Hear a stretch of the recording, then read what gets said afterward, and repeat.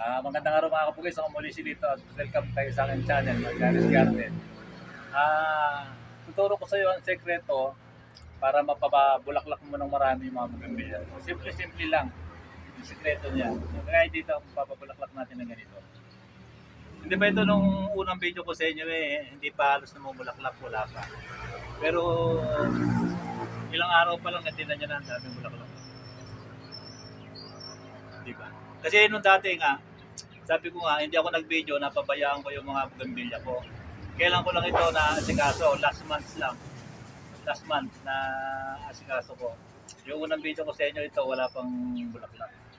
Lalo na rin ito, wala rin kabula-bulaklak nun.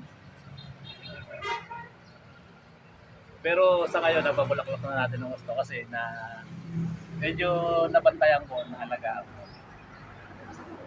Simple lang, gagawa ako ng sample sa inyo. Kunwari ito,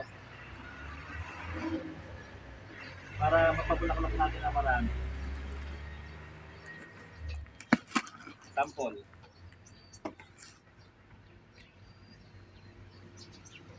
Wala akong kunting dito.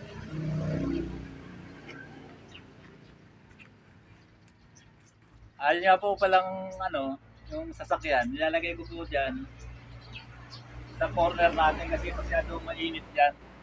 Medyo hindi makapapansin yung mga binibidyo ko kung walang harang dyan, kaya yung pinangaharang ko yung sasakyan.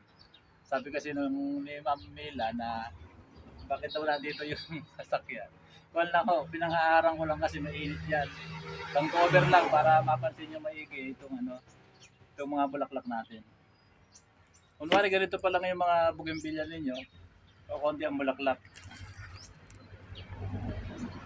Kailangan natin na kung pabubulaklakin ng marami, stress muna natin ng konti. Huwag muna natin masyadong diligan yung puno niya. Gaya dito, kulang sa dilig. Gusto kong pabulaklakin ito. Ayan. Medyo na-try, di ba? Kasi yung lupa nito, medyo matigas na rin. Pero dapat siyang ma-dry. Ang saka susunod gagawin natin para mapabulaklak natin ang kumpul na ganyan. Siyempre, triman natin. Tanggalin natin dito sa may puno, linisan natin.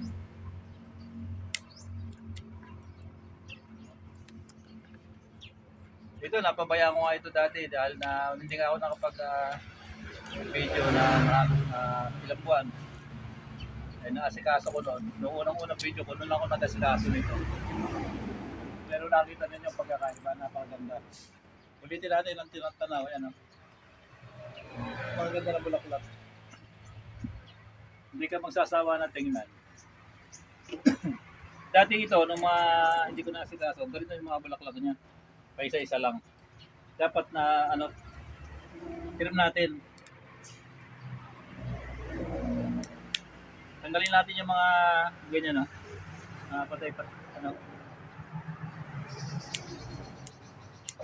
para mapakumpul natin yung bulaklak niya. Hindi naman yung sobra-sobra. Kasi panahon ng pamumulaklak, nahihirap naman yung sagarin natin yung trim ngayon, di ba? Saka ito yung tamang-tama lang na trim natin. Para mapabulaklak natin ng marami. Alam mo yung bougainvillea, gustong-gusto rin yung nagagalaw-galaw siya. Yung naasikaso siya, yung natitrim siya, nabunuhan. Pero dapat talaga pagka wala pa siyang bulaklak, medyo tipirin natin sa dilig. Yun lang masasabi ko sa inyo. Ito, pagka namulaklak ng gusto ito, pag na-trim natin ng maganda, di ba?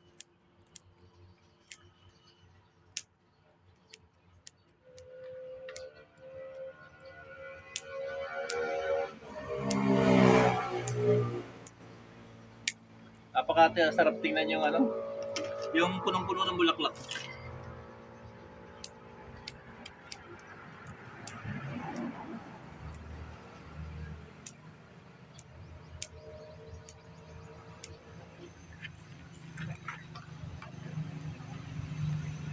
Ayan. Tanggalin ko na yung mga dating bulaklak niya. Kasi kung ito, pag namulaklak siya, hindi na sila magkakasabay-sabay. Maganda yung medyo sabay-sabay yung pamumulaklak.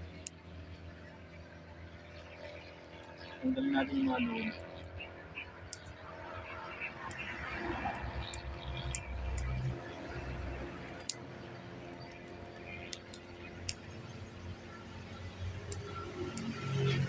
Konting alaga talaga eh. Pero hindi naman masyado kasi pagka na-pour mo na ganyan na, pag namulaklak to, sure ka na ano, maganda magiging mulaklak niya, marami. O, diba? Ito, hindi ko pa lang nailipat sa kawapat na gano'n. Sayang ito, may napali dito. Ay, dito. Sorry, dito. Ano?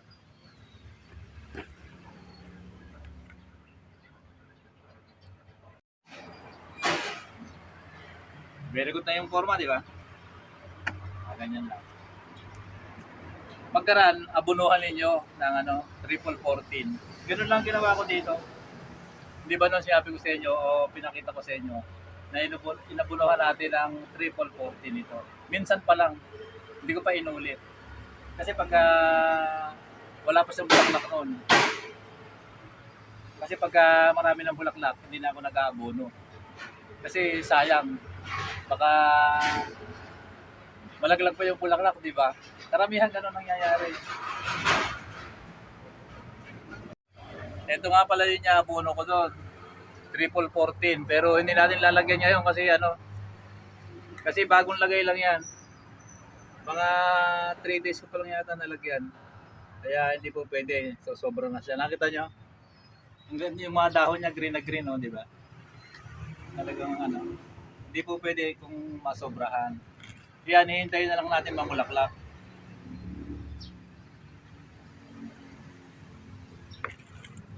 Dapat, ito, panay naka-direct sunlight ito. Direct sunlight. Dinidiligan ko tuwing ikalawang araw. Karamihan. Kasi pag kumisan dito sa amin, umuulan eh. Ilang araw na nag-uulan dito. Kaya pinapansin ko lagi pag basa yung ano, yung kawan niya, yung pot. Ito medyo basa oh. Hindi kami nagdilig. Pero medyo pasensya na, malapit kami sa kalsada, maingay yung mga sasakyan, di ba? Ito, medyo basa, kaya hindi ako nagdilig. Ilang araw na ako hindi nagdidilig.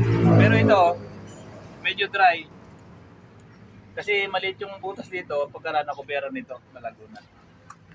Tsaka nung nagdidilig ako, nung hindi pa umuulan, medyo tinitipid ko talaga sa dilig. Kaya nag-dry na yun.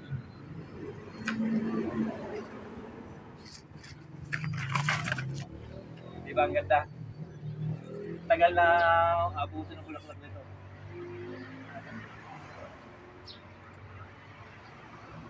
Lalo na ito. Pagka ganito yung bougainvillea ko, hindi ko na masyado na ano, abunuhan o papansin-pansinin mo na lang pagka nadadra yung mga lupa niya, saka mo palang didiligan. Pero dapat dito, huwag siyang mag-try ng gusto yung lupa niya kasi may bulaklak. Dapat pag nakita niya medyo nagda-dry na, diligan nyo na. Ayan. Direct sunlight para mapalabas nyo lahat ng kulay ng ano. Ganyan kaganda ang kulay. Nandito na lang at maraming salamat na sabi ko na yung sikreto ko at papabulaklak ng mga bougainvillea. Ganun lang, simple lang. Bisa ko lang inabunuhan pagka naka-direct sunlight. Saka tinitrim ko. Nandito na lang at maraming salamat sa patuloy na panonood ng mga video ko. Pag nagustuhan niyo yung video ko ito, please like, share, subscribe. Paki-hit yung notification bell para mag-update kayo